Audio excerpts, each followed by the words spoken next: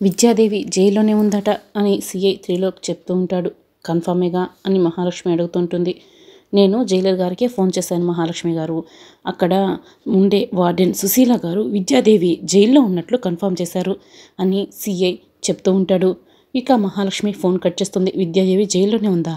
అయితే నేను చూసింది ఎవరు? నా కళ్ళు నన్నే మోసం చేశాయా? నేను భ్రమపడ్డానా అని మహాలక్ష్మి ఇక ఆలోచిస్తూ మనసులో అనుకుంటూ ఉంటుంది. ఆర్ యూ ఓకే మహా అని జనార్దన్ అడుగుతూ ఉంటాడు. లేదు బావా, మా చెల్లాయికి ఏదో జరిగింది అని చలపతి అంటాడు. నాకు కూడా అదే అనిపిస్తుంది అని అర్చన కూడా చెప్తూ ఉంటుంది. పిన్ని యు ఆర్ ఓకే, లేదా హాస్పిటల్కి వెళ్దామా అని రామ్ అడుగుతూ ఉంటాడు. మామ, దెయ్యం పడితే భూత వైద్యుడి దగ్గరికి వెళ్తారు, పిచ్చి పడితే పిచ్చి హాస్పిటల్కి వెళ్తారు అని సీత అంటుంది. నాకు పిచ్చెక్కలేదు, దెయ్యము పట్టలేదు అని మహాలక్ష్మి చెప్తూ ఉంటుంది. లేదు, నిన్ను చూస్తుంటే ఎవరు పీక పట్టుకునేలా ఉన్నావు చెల్లాయి అని చలపతి అంటాడు. అంటే అత్తయ్యకు పిచ్చెక్కిందంటావా బాబాయ్ అని సీత అడుగుతూ ఉంటుంది.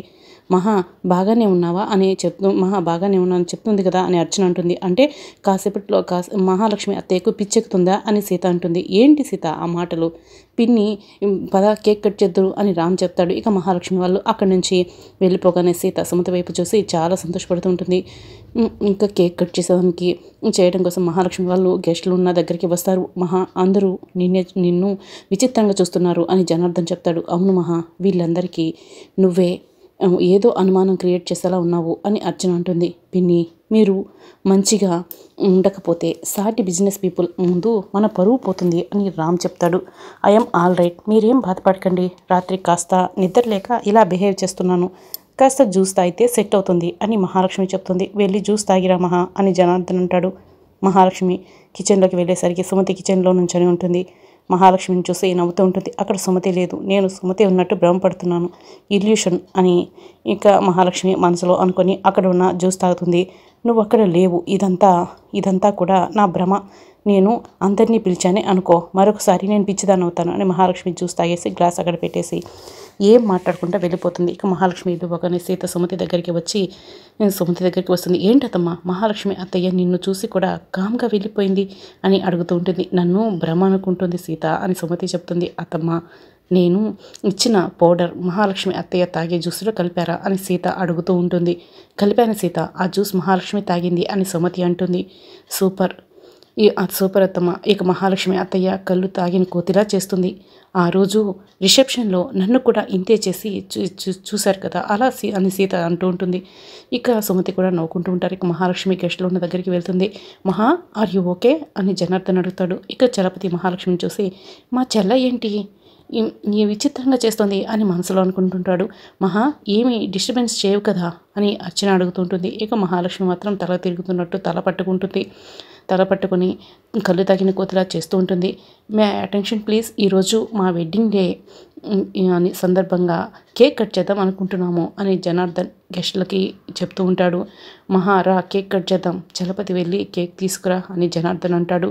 ఇక 1 minute అని మహాలక్ష్మి అంటుంది. ఏమైంది మహా అని జనార్దన్ అడుగుతూ ఉంటాడు. అప్పుడే కేక్ కటింగ్ ఏంటి, డాన్స్ వేయరా అని మహాలక్ష్మి అంటుంది.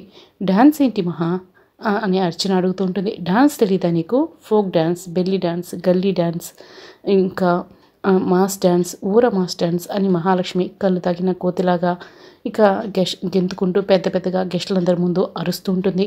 ఏం చేస్తున్నావు పిన్ని, అందరూ నిన్నే చూస్తున్నారు, ఇలా పక్కకి రా అని రామ్ పిలుస్తూ ఉంటాడు.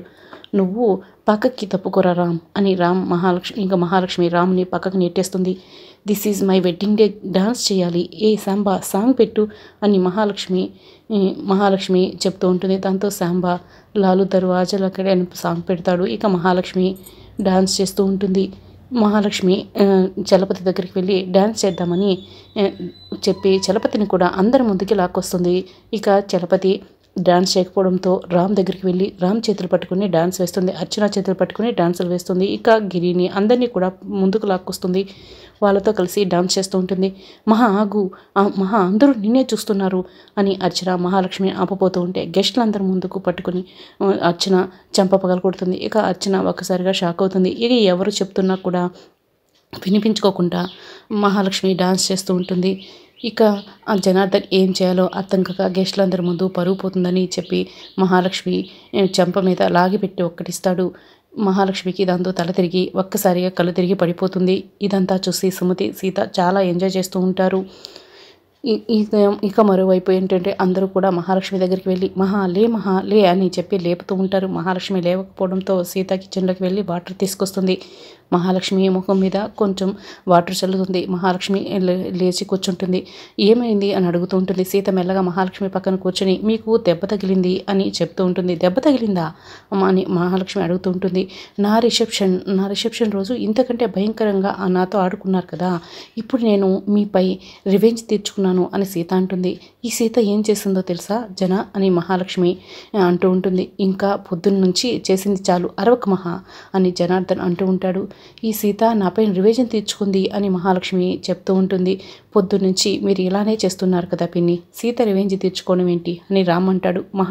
ఆల్ రైట్ అంటున్నావు, పిచ్చి పిచ్చిగా చేస్తున్నావు అని అర్చన అంటుంది. చలాయ్ ఖచ్చితంగా నీకు ఏదో గాలి సోకినట్టుంది అని చలపతి కూడా చెప్తూ ఉంటాడు. అర్చన చెంప మీద కొట్టావు, మమ్మల్ని అందరినీ విదిలించేసావు, నీకు నిజంగా పిచ్చి పట్టినట్టుంది వదిన అని గిరి అంటాడు. సీత సుమతి కలిసి నాతో ఆడుకున్నారు, వీళ్ళిద్దరి సంగతి నేను చెప్తానని మహాలక్ష్మి మనసులో అనుకుంటుంది.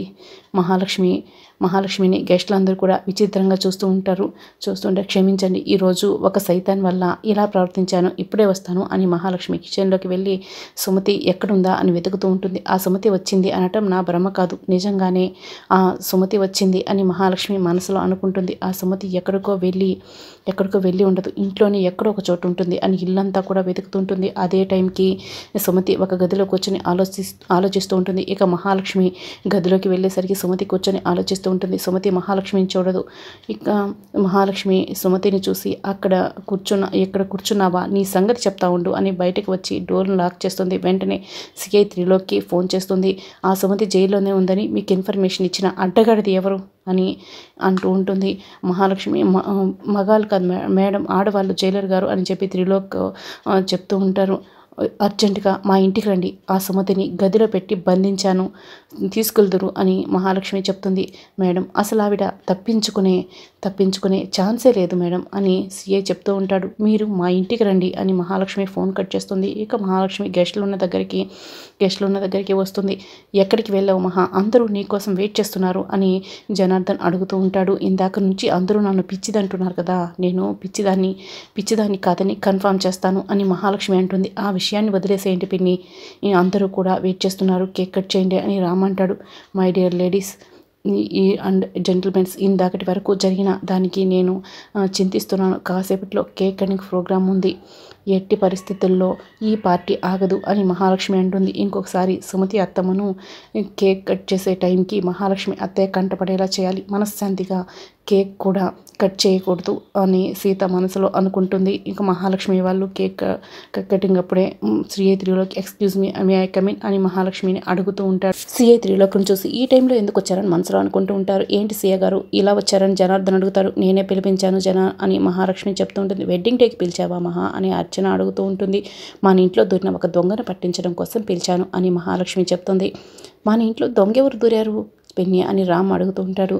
విద్యాదేవి అని మహాలక్ష్మి అంటుంది. ఆ విద్యాదేవి జైల్లో ఉంది కదా, మన ఇంట్లోకి వచ్చిందంటావేంటి మహా, ఇందాక నుంచి ఇదే విషయాన్ని చెప్పి పిచ్చిదానివి అవుతున్నావు అని జనార్దన్ అంటాడు. నేను పిచ్చిదాన్ని కాదని ప్రూవ్ చేసుకోవడం కోసమే పిలిపించాను అని మహాలక్ష్మి చెప్తుంది. పదే చెప్పిందే చెప్పి పిచ్చిదాన్ని అవ్వకు చల్లాయి అని చలపతి అంటాడు. పిచ్చిదాన్నో కాదో మీకే తెలుస్తుంది అని మహాలక్ష్మి కూడా చెప్తూ ఉంటుంది.